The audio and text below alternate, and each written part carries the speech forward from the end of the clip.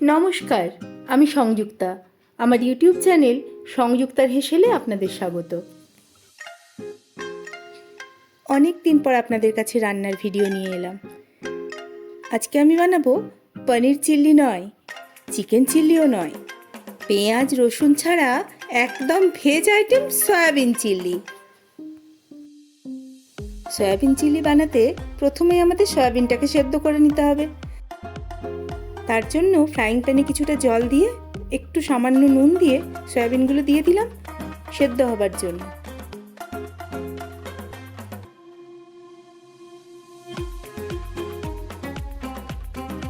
ততক্ষণে আপনারা দেখে নিন সয়াবিন চিল্লি বানাতে আমি কি কি ব্যবহার করছি মশলার।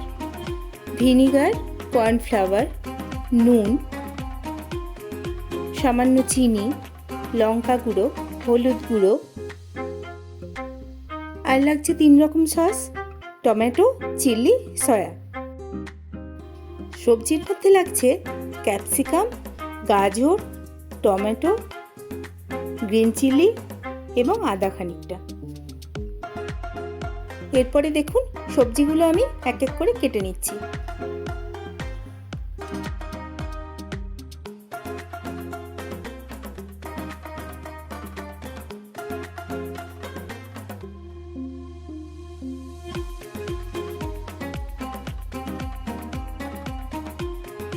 দু ইঞ্চি মতো আদা আমি জুলিয়ান করে কেটে নেব। লঙ্কাগুলো একটু লম্বা শেপে কেটে নেব, দেখতে ভালো লাগবে বলে।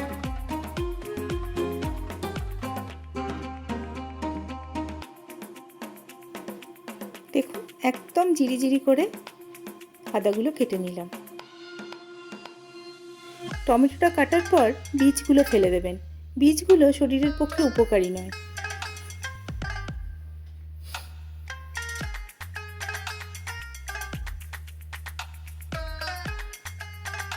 চৌকো চৌকো করে টমেটোগুলো কেটে নিতে হবে। এরপর লঙ্কাগুলো লম্বা লম্বা করে এই আদাটার সঙ্গে সামঞ্জস্য রেখে যেরম করে কাটা উচিত এরম করে কেটে নিতে হবে।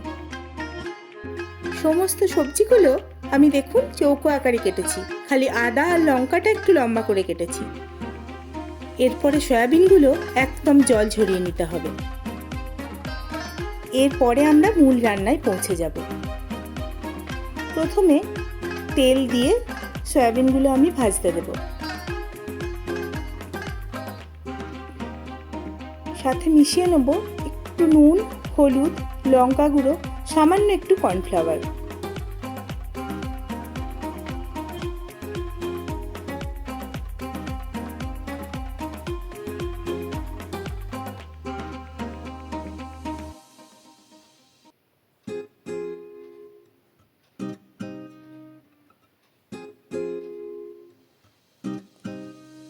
এতে সয়াবিনের কালারটাও ভালো আসবে। এখানে লঙ্কা গুঁড়োটা কাশ্মীরি লঙ্কা গুঁড়ো, যাতে কালার হয়।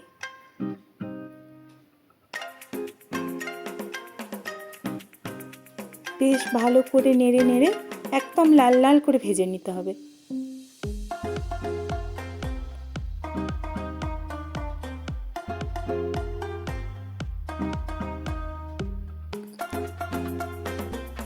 যেন একদম কাঁচা গন্ধটা সয়াবিনের চলে যায়।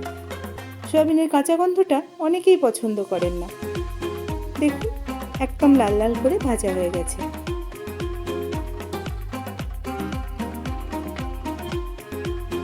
ব্যাস সয়াবিনগুলো আমি রেখে নেব একটা পাত্রে।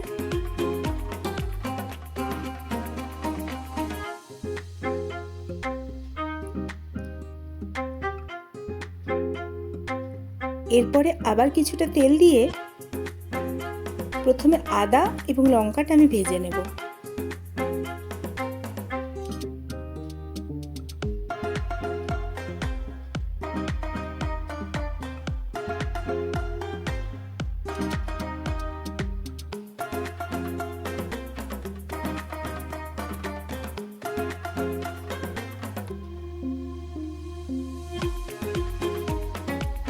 আদা এবং লঙ্কাটা একটুখানি খড়ে যাওয়ার পর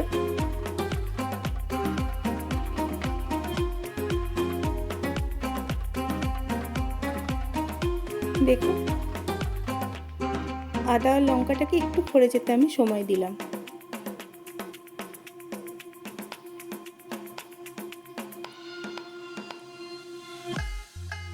এরপর বাকি সবজিগুলো দিয়ে দেবো, টমেটোটা বাদ দিয়ে কিন্তু।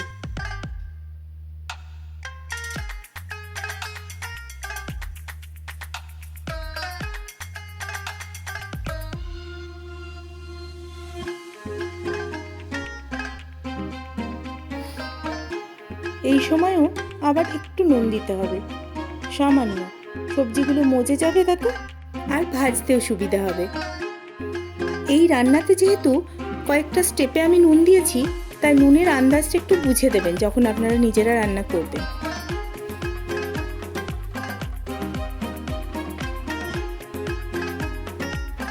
সামান্য একটু হলুদ দিলাম, হলুদটা না দিলেও হতো, কালারটার জন্য দিলাম।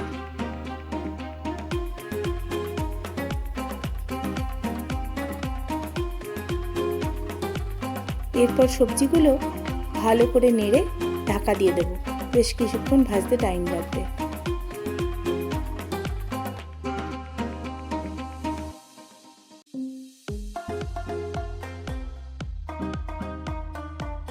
সবজিগুলো যতক্ষণ সেদ্ধ হচ্ছে, আমি এখানে কর্নফ্লাওয়ারের একটা ঘোল তৈরি করে নেব। 2-3 চামচ কর্নফ্লাওয়ার, সাথে টমেটো কেচাপ কিছুটা, এই 2-3 চামচ মতোই, চিলি সসও তাই 2-3 চামচ।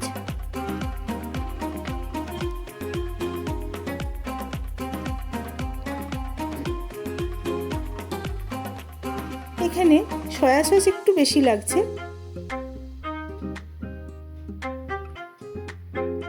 এই সয়া সসটাই চিল্লির টেস্টটাকে বাড়াবে। 4 চামচ মতো নিলাম, অবশ্যই সবগুলোই টিস্পুন।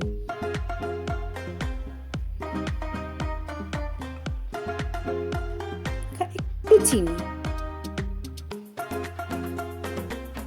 চিনি সবসময় আমি রান্নাতে ব্যবহার করি টেস্টটাকে ব্যালেন্স করার জন্য।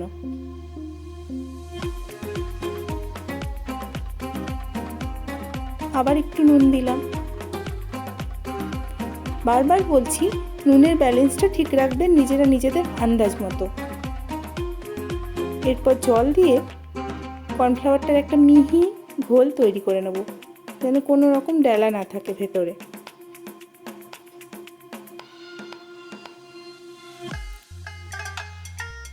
পুরো ঘোলটা খুব স্মুথ হবে।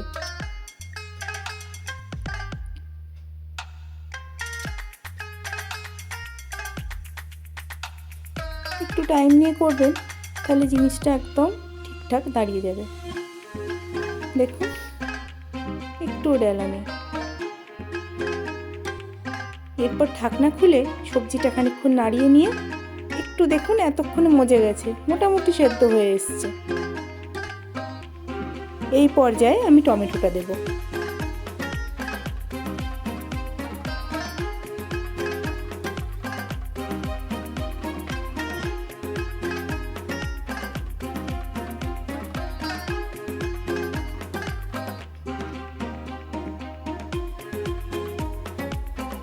ব্যাস, মোটামুটি রান্না রেডি। বেশ ভালো করে নেড়ে চেড়ে এরপর সয়াবিন ভাজাগুলো আমি দিয়ে দেব।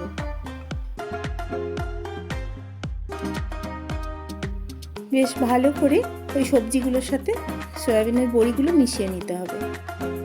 এখানে একটা কথা আপনাদেরকে বলা দরকার, যদি আমি কর্নফ্লাওয়ারের ঘোলটার মধ্যে সসগুলো না দিতাম, ডাইরেক্ট এই সয়াবিনের উপরে অ্যাপ্লাই করতাম সসগুলো, গরম গরম চা বা কফির সাথে স্ন্যাক্স হিসেবে সার্ভ করা যেত। কিন্তু আমি যেহেতু ডিনারের জন্য বানিয়েছি, তাই আমি একটু গ্রেভির প্রয়োজনে এই কর্নফ্লাওয়ারের ঘোলটা অ্যাপ্লাই করেছি। ব্যাস ভালো করে নেড়ে একটু স্ট্যান্ডিং টাইমে রেখে গরম গরম রুটি বা পরোটার সাথে সার্ভ করুন।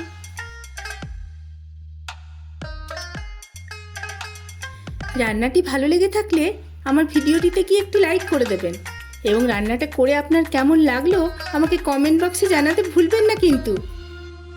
এরকম আরও রান্নার ভিডিও দেখতে হলে আমার চ্যানেলটি সাবস্ক্রাইব করে রাখুন, পাশের বেল আইকনটি ক্লিক করে রাখুন, যাতে আমি কোনো রান্নার ভিডিও দিলে নোটিফিকেশন সবার আগে আপনার কাছে পৌঁছয়। আজ তাহলে আসি, দেখা হচ্ছে পরের ভিডিওতে। Yeah.